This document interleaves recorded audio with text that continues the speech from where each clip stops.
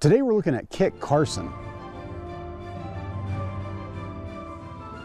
Hello, welcome to the Daily Bellringer. Please don't forget to subscribe and take a look at the questions down in the description. Also, don't forget to check out dailybellringer.com where you'll find more resources that go with many of the Bellringer videos. Kit Carson was a famed frontiersman, mountain man, fur trapper, wilderness guide, and army officer whose exploits, whether real or fictional, gained him fame during the mid-1800s.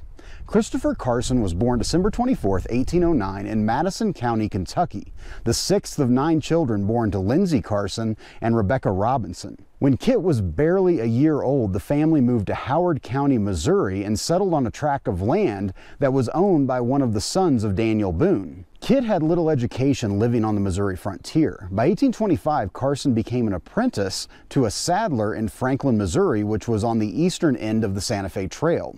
Many of the customers who came to the saddle shop were trappers and traders who told Kit about life on the frontier in the West.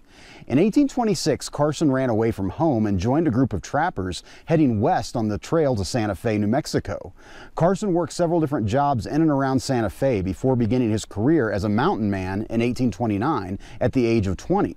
Over the next several years, Carson joined numerous expeditions into the Rocky Mountains, primarily hunting beavers for their valuable pelts.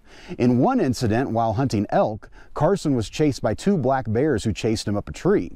During this time, Carson became fluent in speaking French and Spanish, along with several Native American languages. Interestingly, despite being able to speak several languages, Carson was illiterate and never learned to read or write. On many occasions, he fought with Native Americans in the region. In his memoirs, Carson describes fighting with and killing many Native American members of the Crow and Blackfoot Nation. Although he fought with Native Americans, in 1836, he married his first wife, who was an Arapaho woman named Singing Grass. Carson married her after winning a duel with a French trapper for her hand in marriage. Together they would have 2 children, but Singing Grass died in childbirth in 1839. Soon after, Carson married another Cheyenne woman who quickly divorced him. Then in 1843 he married Josepha Harmilo, who was only 14 years old when they were wed. Together they would go on to have 8 children together. In 1842, Carson met John C. Fremont, who hired Carson to be a guide along the Oregon Trail as Fremont mapped the region. Fremont's reports on the western frontier spoke highly of Carson and began to make Carson famous back in the East. In 1843, he led Fremont on an expedition of the Great Salt Lake region and then into the Pacific Northwest. Then in 1845, he and Fremont journeyed to California, where they became involved in the Mexican-American War and aided in the Bear Flag Revolt. Carson then joined General Stephen Kearny and helped lead American troops from New Mexico to San Diego. Carson was hailed as a hero of the war, and several writers began to use Carson as the hero in short books and dime novels, telling some real but many fictional tales of Carson's adventures. After the Mexican-American War concluded, Carson moved back to New Mexico and became a rancher. In 1853, Carson became a federal Indian agent for the U.S. government. Carson met with Native American tribes and attempted to keep peace between Native Americans and white settlers moving into their land.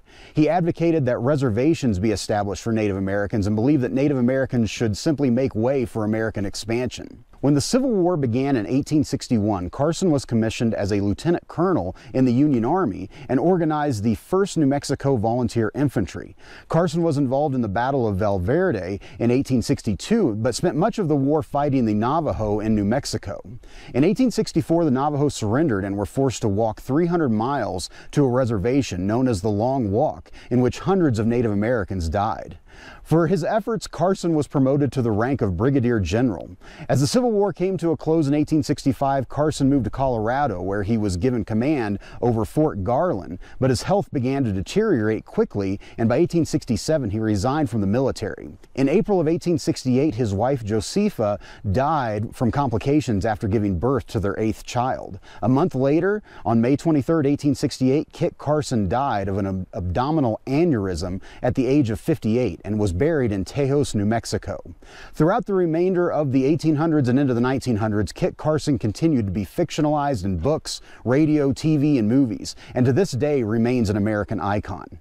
So with that, hopefully you learned something, and thanks for watching.